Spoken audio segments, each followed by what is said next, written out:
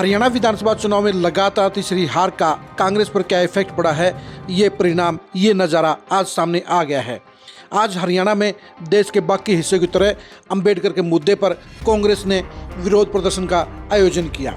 हर जिले के अंदर कांग्रेस ने विरोध प्रदर्शन किया, लेकिन ये विरोध प्रदर्शन पूरी तरह से फ्लॉप रहा।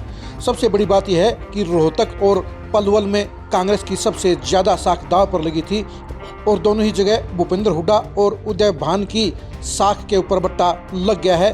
उनके वर्तमान जनाधार की पोल खुल गई है। आखिर आज क्या हुआ है, आज रोहतक में कितने लोग जुटे, आज पलवल में क्या नज़ारा रहा और बाकी हरियाणा में कांग्रेस के इस विरोध प्रदर्शन का क्या परिणाम निकला, ये जानने के लिए आज की इस खरी खरी खबर को आप जरूर देखिए।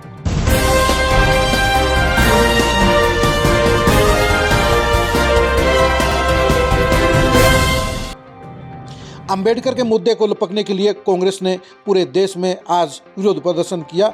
हरियाणा के हर जिले में कांग्रेस पार्टी ने अपने नेताओं के साथ में विरोध प्रदर्शन किया और राष्ट्रपति के नाम ज्ञापन भी दिया। रोहतक के अंदर भूपेंद्र हुड्डा खुद मैदान में उतरे, उनके साथ में जिले के 3 और विधायक भी थे।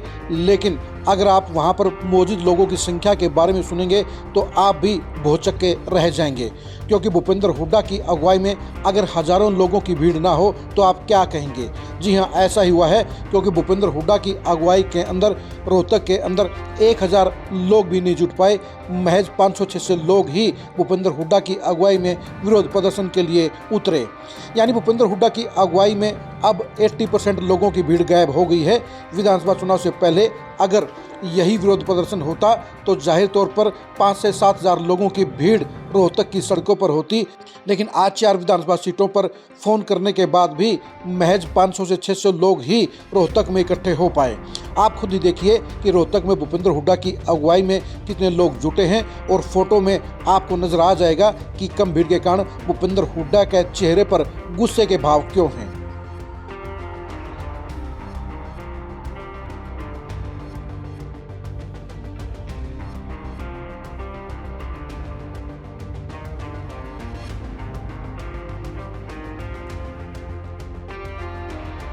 आपने देख लिया होगा कि भूपेंद्र हुड्डा की अगुवाई में लोगों की संख्या ज़्यादा नहीं है। भूपेंद्र हुड्डा का चेहरा भी बता रहा है कि उनको अब पता चल गया है कि हार के बाद अब मायने बदल गए हैं, हार के बाद अब नज़ारा बदल गया है।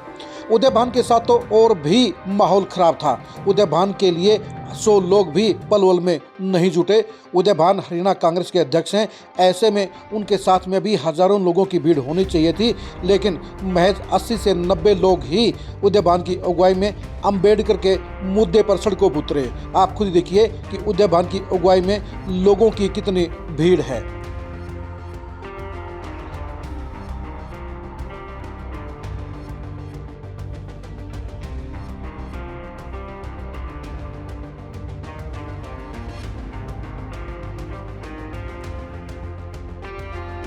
आपने खुद देख लिया होगा कि उदय भान की साथ में भीड़ का अकाल है।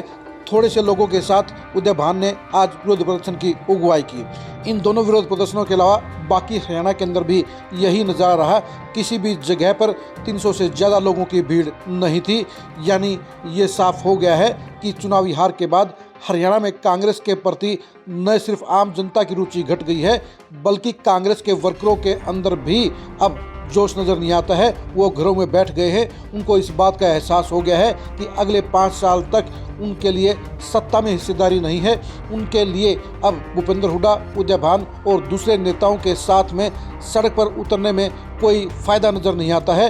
यही वजह है कि आज कांग्रेस का विरोध प्रदर्शन फ्लॉप हो गया है। और सबसे बड़ा झटका अगर भूपेंद्र हुड्डा को लगा है तो वो रोहतक में लगा है, कि रोहतक में अपने ही गढ़ में, अपने ही घर में भूपेंद्र हुड्डा 4 हलकों से 1000 लोग भी नहीं जुटा पाए। 500-600 लोगों की भीड़ के साथ भूपेंद्र हुड्डा का विरोध प्रदर्शन करना खुद उनके कद के ऊपर एक बड़ी चोट कही जाएगी, उनकी ताकत के ऊपर बड़ी चोट कही जाएगी, क्योंकि भूपेंद्र हुड्डा की अगुवाई में आज रोहतक में लोगों का जनसैलाब होना चाहिए था।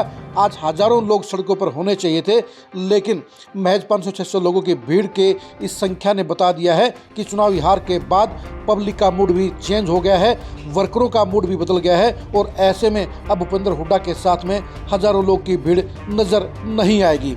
यानी पहले ही टेस्ट में भूपेंद्र हुड्डा फेल हो गए हैं, जो उनके लिए एक बड़ा झटका कहा जाएगा, जो उनके भविष्य की सियासत के लिए भी एक खतरे की घंटी कही जाएगी।